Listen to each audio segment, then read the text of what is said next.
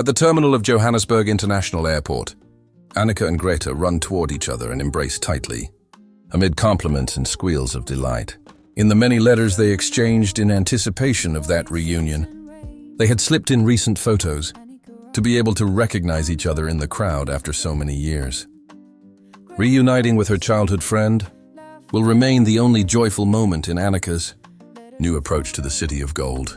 What welcomes the young woman is a violent thunderstorm, unusual for that season, making the air cold and unpleasant. Wind and rain slap against the terminal's glass walls. Annika has the slimy feeling that the locals regard newcomers with annoyance.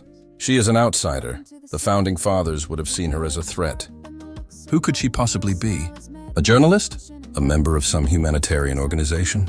A student filled with liberal ideas? A nosy tourist? That's what the modern Afrikaners wonder. Will she stay long?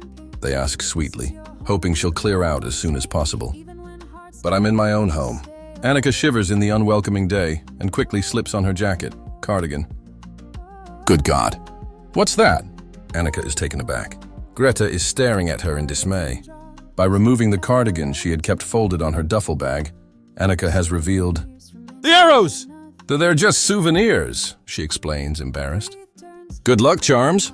Annika, you shouldn't walk around with indigenous accessories. You could get into trouble with the police. The girl looks at Grethe, then defends herself. They're just keepsakes, and they're not even African. They're Indian. Grethe doesn't reply, but Annika sees her glance nervously to the right and left, checking if the arrow tips sticking out of her luggage had been noticed. Then, as the wind lashes and the rain pours down, the two link arms and hurry toward the taxis.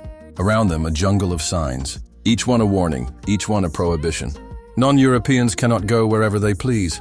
Not on sidewalks, not in the subway, not in cafes or waiting rooms, not in cinemas or public restrooms.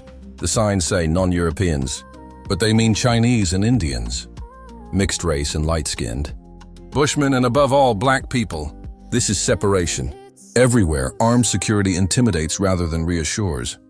The old Boers protected themselves from the blacks through armed surveillance. Why does all this suddenly spring to Annika's mind? She must have studied it in history. History written where justice has lied. But you keep walking through rain and fear, with an old friend close and the future near. Though the skies above won't show you grace, you are alive, you stand, a storm with a face.